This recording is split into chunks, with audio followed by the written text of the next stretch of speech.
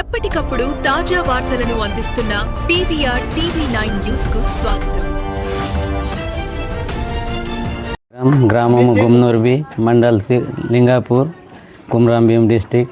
మా గ్రామంలో మా గ్రామ పటేల్ వ్యవస్థలో గ్రామ ప్రజలందరూ జమ అయ్యి ఒక వరకట్న కానుగా ఇటువంటి కట్నాలు ఇవ్వకుండా తీర్మానించినది ఏమంటే, గ్రామస్తులందరూ మా గ్రామంలో 93 కుటుంబాలు ఉంటాయి.